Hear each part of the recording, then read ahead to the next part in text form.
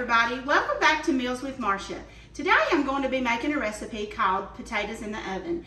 This is an old recipe that I made up years and years ago when my kids were very small. I don't make it that much anymore, but sometimes I just get a hankering for some good comfort food, and this is when I make this. And it also pairs well with barbecue, like if you're going to do barbecue chicken or pulled pork barbecue. But anyway, let's get started.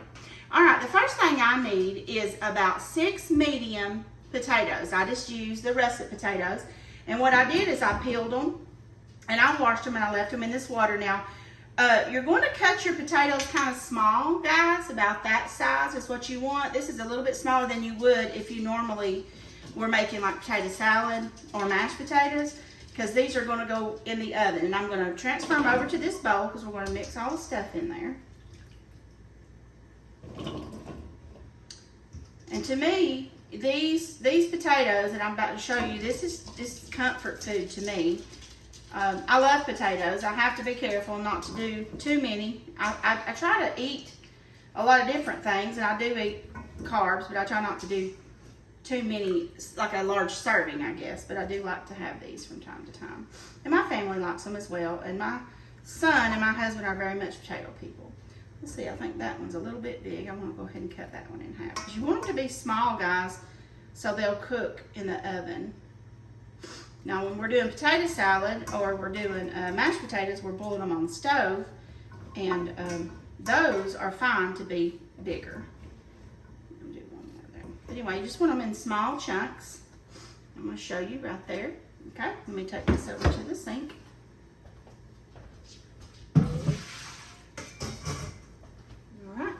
And anytime you are doing potatoes, guys, I always pour cold water over mine after I cook, peel them, wash them, and chunk them up. And I like to pour cold water over them because that does get some of the starch out, and that will help.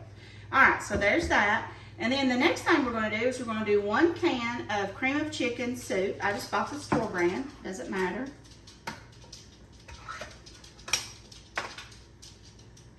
Which kind, but just cream of chicken.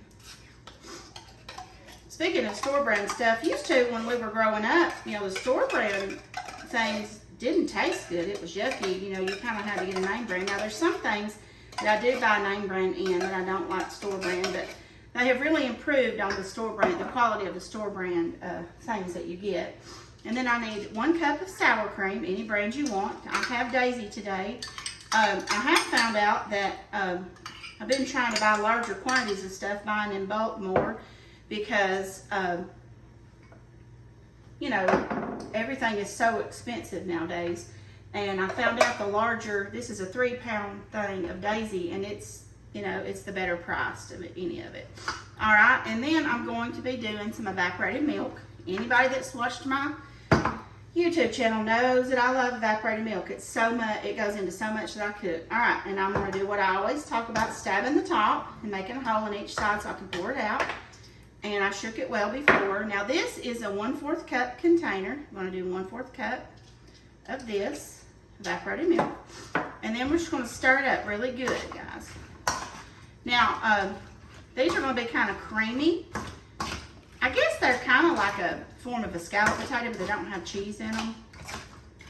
Like I said, I've been making these for a long time, and if you feel like that the filling is a little bit dry, you can add some more evaporated milk. You just want it to coat the potatoes really good.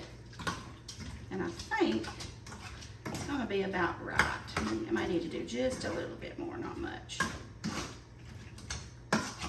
Maybe just a smidge more of my evaporated milk. So maybe, so you could do like maybe 1/4 to 1/3 cup, maybe. Yeah, I think that's perfect. Okay, clean my hand off. And then I'm going to be using McCormick's seasoned salt, just a little bit. We want some flavor in there. And I'm not going to use regular salt because the soup's already got salt in it. And then I'm going to do some pepper. And I forgot my garlic. Let me grab a little bit of garlic. And just a couple of sprinkles of garlic powder. Just like that. Okay? I'm going to stir these up again.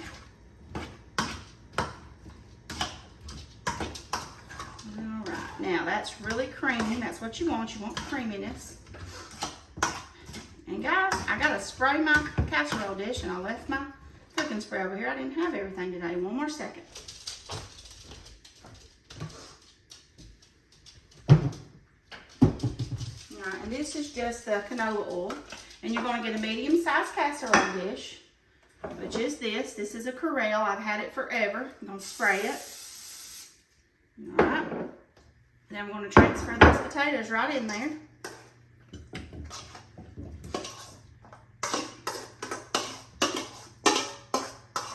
Scrape all them out. And you could mix this up in a casserole dish and not use an extra pan, but today I just thought it would be easier demonstrating. It would be a little easier for me to demonstrate if I put it in a bowl. Alright, smooth that out. Okay, now I've got some unsalted butter. I'm going to use unsalted butter. I'm going to use 2 or 3 tablespoons of butter. And I'm just going to cut that into small pieces and just place it on there, on the top. Now, you know, and if you eat this, you're like, that's not salty enough, because potatoes sometimes require a lot of salt, which I use seasoned salt, plus there's salt in the soup. You can always re-salt them, you know, when you get finished cooking them and before you eat, or when you put it on your plate. So you can do that if you want to. Totally up to you. It's personal preference. I'm trying not to have too much sodium in our diet, but it's almost impossible. Salt is what makes things good, but too much can be dangerous. Okay, so like I said, that's unsalted butter. And then make sure everything's clean. Alright, and that's what it's supposed to look like, guys. And I'm going to put this in a 400-degree oven, and I'm going to cook it for 35 to 40 minutes.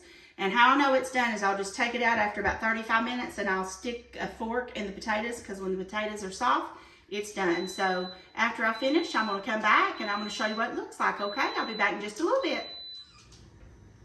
Hey everybody, welcome back. Okay, I've got my potatoes in the oven out. And I wanted to show you what the finished product is. I've got a fork here, and I was wanting to show you how these are just fork tender. The potatoes are just, you stick them with a fork and they're tender. That's how you know they're done. Now, I did have to cook them at 400 for 50 minutes. It took longer than I thought. I thought, it's been a while since I made these, so I thought about 35 to 40 minutes, but it took 50 minutes. Now I wanted to get that up here a little bit closer and show you what that looks like. And these are delicious, guys. I'm going to have these with some barbecue chicken and some green beans today. And if you enjoyed this video, please subscribe to my YouTube channel, Lives with Marsha. And thank you so much for watching. And I'll talk to you later. Bye-bye.